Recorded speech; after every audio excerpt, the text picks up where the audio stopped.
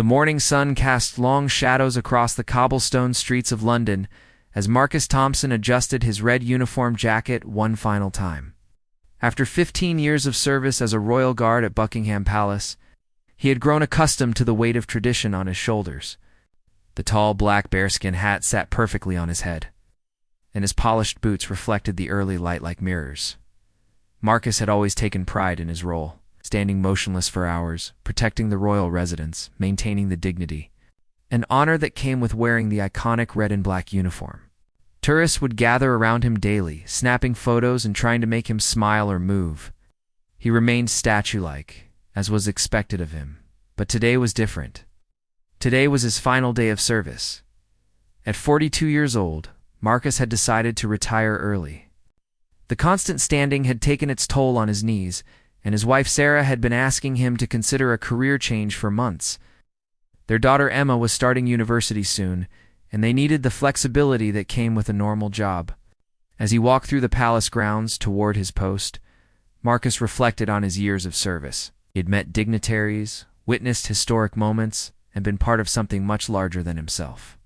The Royal Guard wasn't just a job, it was an identity, a calling, a way of life. His fellow guards nodded respectfully as he passed.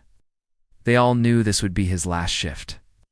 Some had already said their goodbyes the night before over pints at their usual pub. The camaraderie among the guards was strong, built over years, of shared experiences and unwavering loyalty to the crown. Marcus took his position at the main gate, standing tall and proud. The familiar sounds of London traffic hummed in the background, mixing with the chatter of early morning tourists already gathering with their cameras. A group of school children pressed their faces against the iron railings, whispering excitedly about the famous guards they had come to see. The routine was second nature to him now. Stand perfectly still, eyes forward, breathing controlled. He had mastered the art of appearing completely motionless, while remaining fully alert to everything happening around him. It was a skill that had served him well over the years. As the morning progressed, more tourists arrived. Marcus could hear different languages being spoken: French, German, Japanese, Spanish. People from all over the world came to see the royal guards, drawn by the pageantry and tradition that he represented. Despite his stoic exterior, Marcus felt a quiet pride knowing that he was part of something that brought joy and wonder to so many people. The sun climbed higher in the sky. Marcus began to feel the familiar ache in his legs that came with prolonged standing. He shifted his weight almost imperceptibly, technique he had learned early in his career to maintain circulation without breaking his pose. A young girl with curly blonde hair approached the gate with her parents. She couldn't have been more than 6 years old, and her eyes were wide with amazement as she stared up at Marcus. Her father lifted her up so she could get a better look. She giggled softly, clearly delighted by the spectacle. For a brief moment, Marcus felt a pang of sadness about leaving all this behind.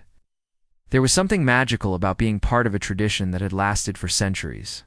Tomorrow, another guard would stand in his place, but the legacy would continue.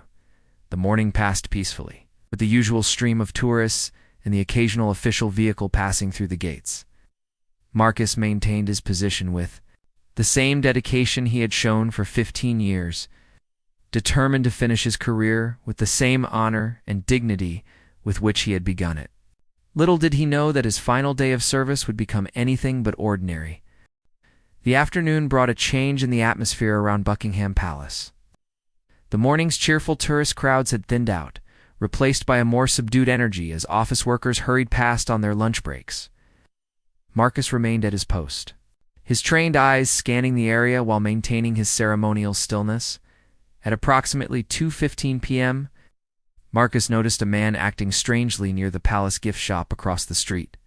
The individual appeared nervous, constantly looking over his shoulder and checking his watch. He was wearing a dark hoodie despite the warm weather. His hands were buried deep in his pockets.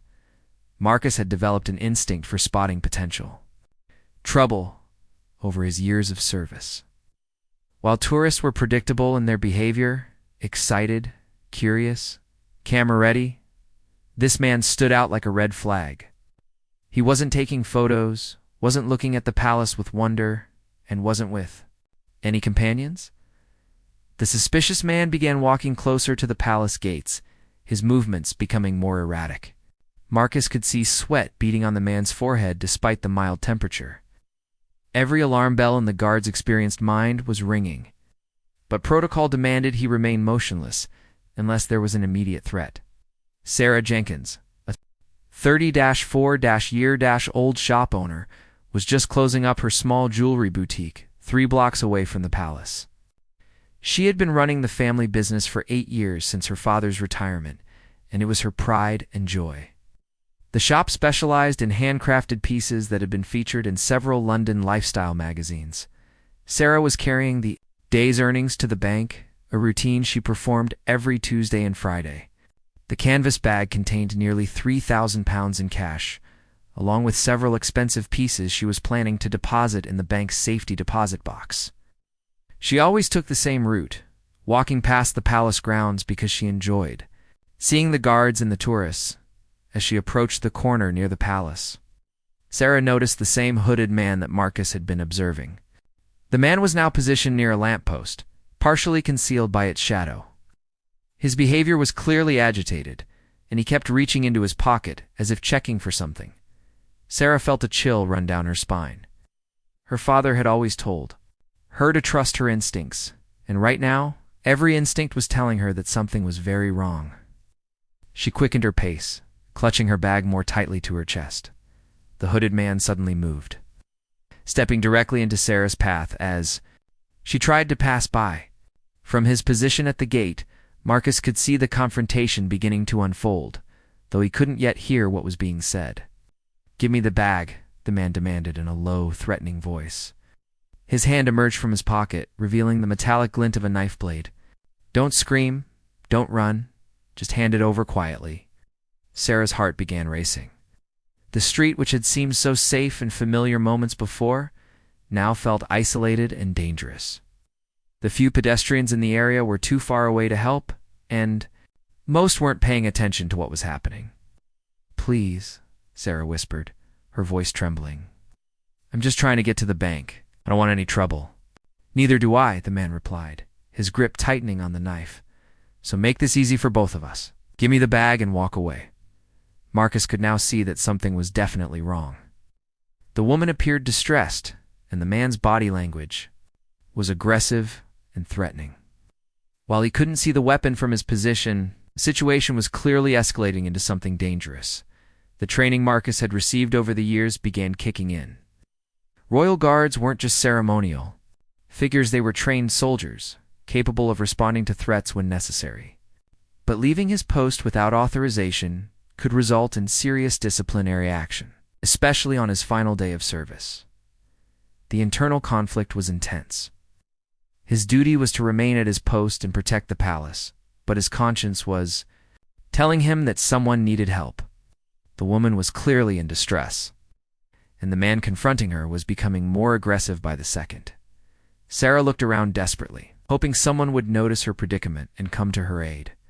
Her eyes briefly met Marcus's across the distance, and in that moment, both of them understood that something had to be done. The tension in the air was palpable as Marcus watched the situation deteriorate from his post. The hooded man was becoming more aggressive, waving the knife closer to Sarah's face while demanding her bag. Other pedestrians remained oblivious to the drama unfolding just yards away from one of London's most famous landmarks. Marcus made a decision that would define not just his final day of service, but his entire legacy as a royal guard. Breaking from his ceremonial position for the first time in 15 years of service, Marcus began walking toward the confrontation. His movement was deliberate and measured, his military training evident in every step. The heavy bearskin hat remained perfectly positioned on his head, and his red uniform seemed to glow in the afternoon sunlight. "What do you think you're doing?" The robber hissed at Sarah, growing more frustrated with her hesitation. "I'm not playing games here." Sarah's hands were shaking as she struggled to open her bag. The weight of the situation was overwhelming, and she could barely think straight. The knife blade caught the light as the man gestured impatiently, making her realize just how real and dangerous this threat was. That's when both Sarah and her attacker noticed the approaching figure in red. Marcus was now just 20 feet away, his presence commanding immediate attention. The iconic uniform that millions of tourists photographed every year was no longer just a symbol of ceremony. It had become a symbol of authority and strength, walking directly toward them. "Step away from the lady," Marcus said in a calm but unmistakably authoritative voice. His years of military training were evident in his posture and tone. Despite having left his post, he maintained the dignity and bearing that had defined his career. The robber's eyes widened with shock and confusion. This wasn't part of his plan. Royal guards were supposed to be silent, motionless decorations. They weren't supposed to leave their posts and interfere with street crimes. "This doesn't concern you, toy soldier," the robber spat, trying to maintain his aggressive demeanor, while clearly rattled by this unexpected development. "Go back to your post and stand still, like a good little statue." Marcus continued his approach, unfazed by the insult. He had heard worse from tourists over the years, and his composure remained unshakable. "I said step away from the lady. This is your final warning."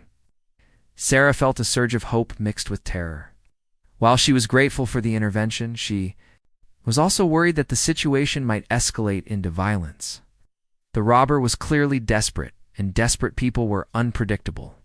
"You don't understand," the robber said, his voice becoming more frantic. "I need this money.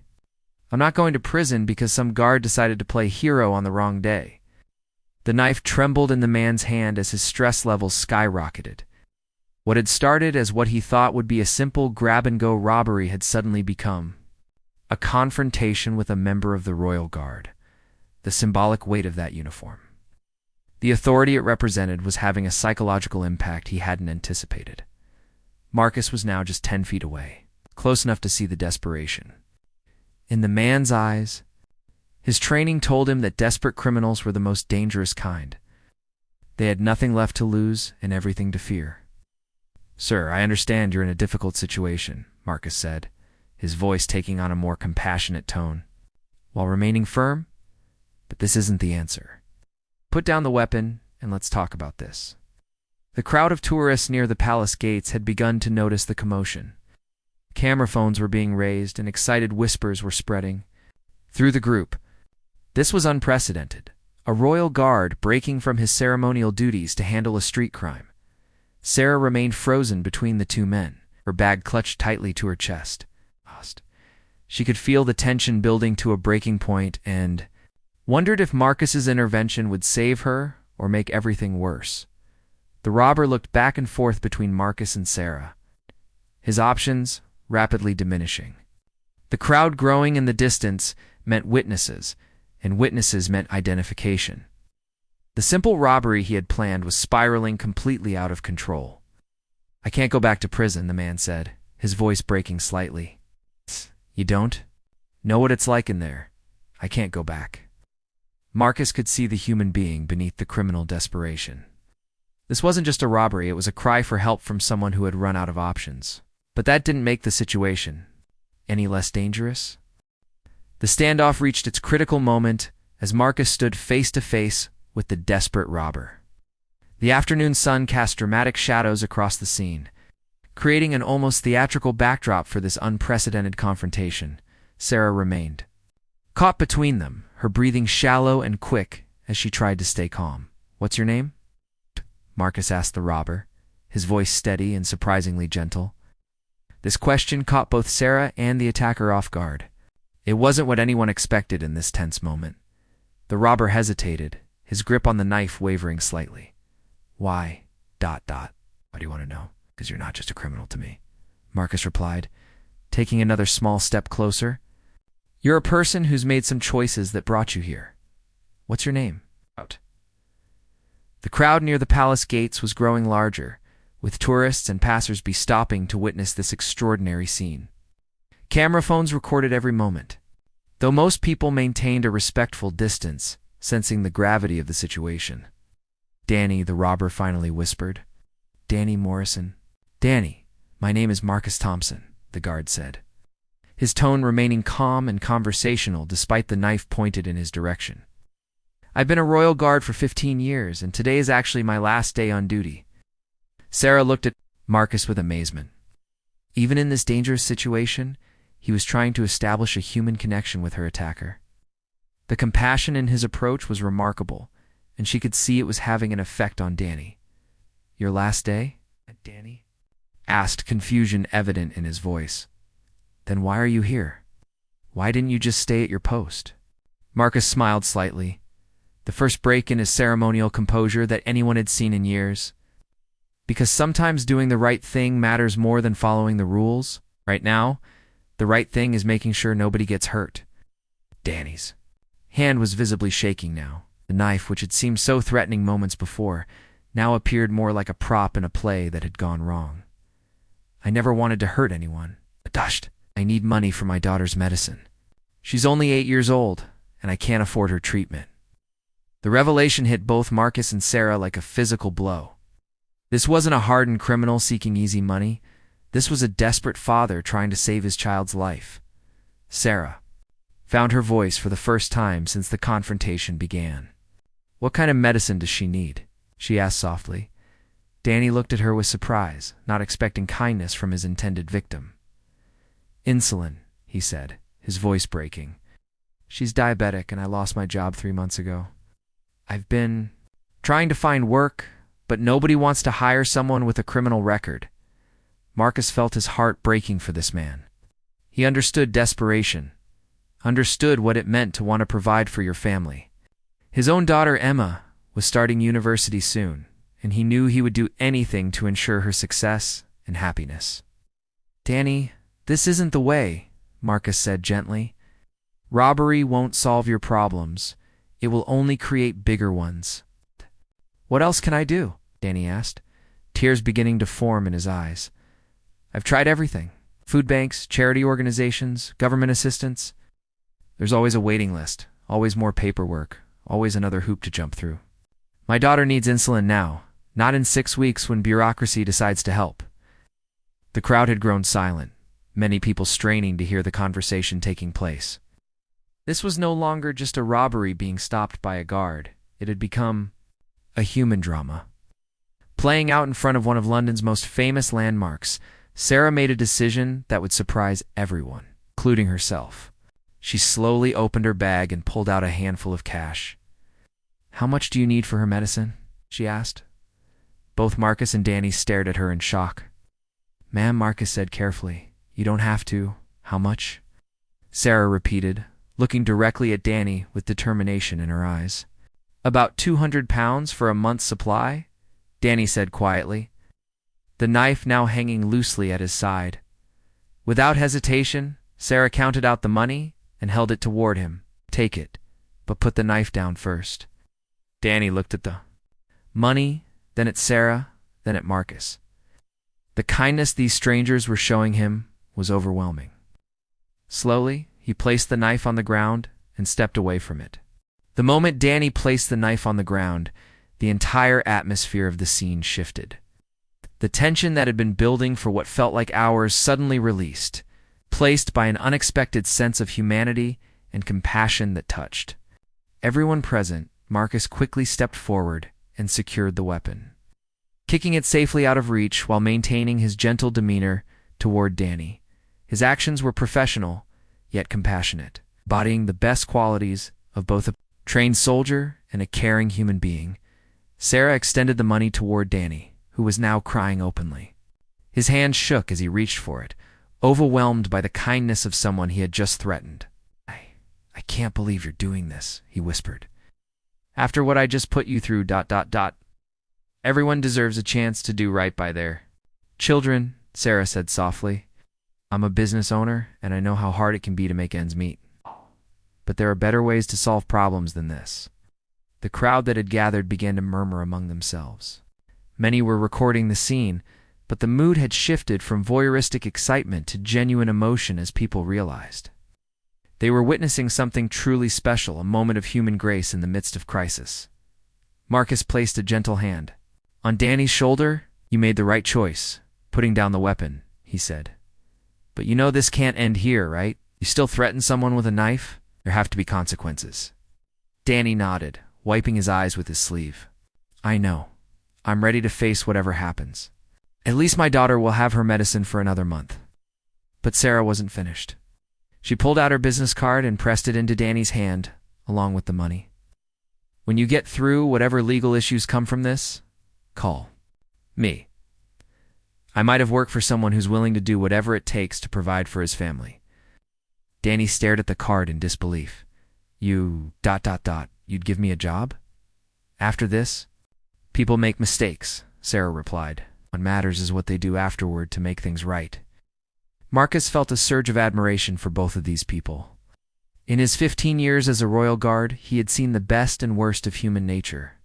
Tourists who were rude and demanding, dignitaries who treated service members like furniture, and countless examples of people at their most selfish.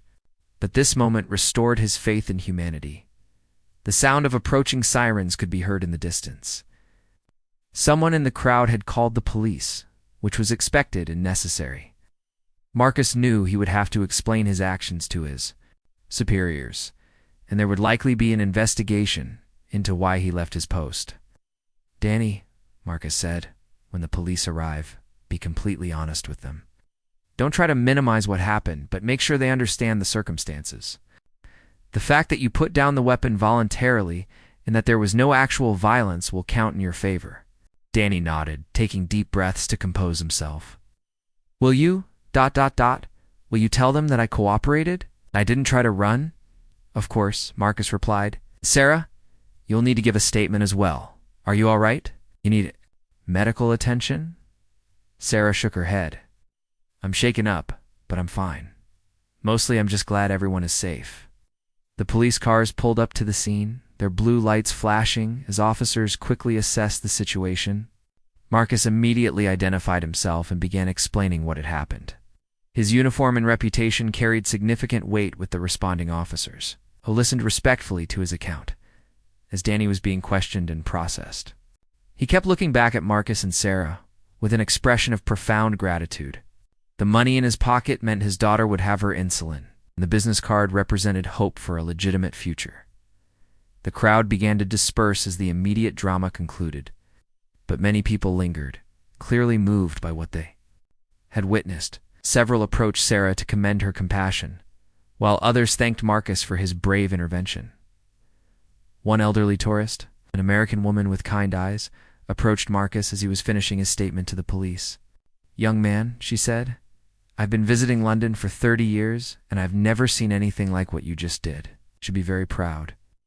Marcus smiled, the first genuine smile he had shown while in uniform in many years. Just doing what felt right, ma'am. As the police finished their preliminary investigation and Danny was led away in handcuffs, he called out to Marcus and Sarah one final time. Thank you, he said, his voice carrying across the street. Both of you. I'll never forget what you did for me and my daughter. Sarah waved goodbye, tears in her eyes, while Marcus nodded respectfully. Both knew they had been part of something extraordinary, something that would stay with them for the rest of their lives. 3 months later, the story of the royal guard who left his post to stop a robbery had become legendary. News outlets around the world had picked up the story, and the video footage taken by tourists had been viewed millions of times online. But for Marcus Thompson, the real satisfaction came from the quieter moments that followed.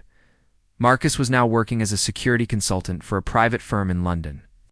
The transition from royal guard to civilian life had been smoother than expected, partly because his actions that day had opened doors he never could have imagined. His final act of service had become his greatest professional achievement. His wife Sarah was proud beyond words. She had always known her husband was a good man, but seeing him risk his career to help strangers had confirmed everything she loved about him. Their daughter Emma had been so inspired by her father's actions that she changed her university major to social work. Wanting to help people the way her father had helped Danny Morrison, the investigation into Marcus's decision to leave his post had concluded with an official commendation rather than discipline. The Royal Guard Command recognized that his actions had not only prevented a crime, but it also enhanced the reputation of the service worldwide. The image of a Royal Guard showing compassion and courage had become a powerful symbol of what the institution represented. Sarah Jenkins had seen her jewelry business flourish in the months following the incident. The story of her kindness toward Danny had attracted customers who wanted to support a business owner with such strong values.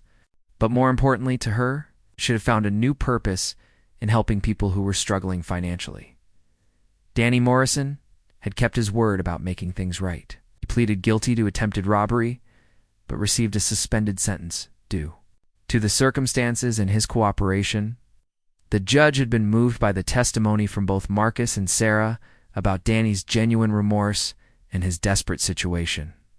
True to her promise, Sarah had offered Danny a job at her jewelry shop.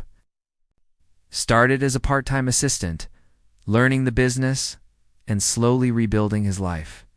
His daughter's medical needs were now being met through a combination of his earnings and assistance from a charitable organization that Sarah had connected him with. The transformation in Danny was remarkable.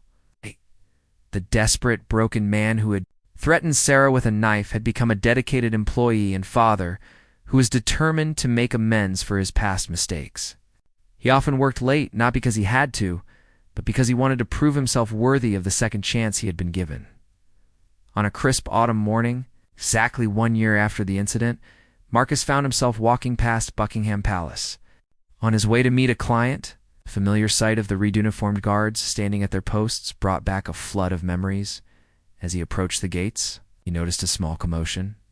A tourist was having some kind of medical emergency, and the current royal guard was faced with the same type of decision Marcus had confronted a year earlier.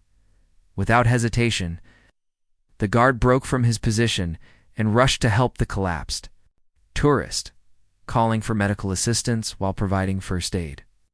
The crowd gathered around, some taking photos, others offering assistance. Marcus smiled with deep satisfaction. The precedent he had set was clearly having an impact on how the guards viewed their responsibilities.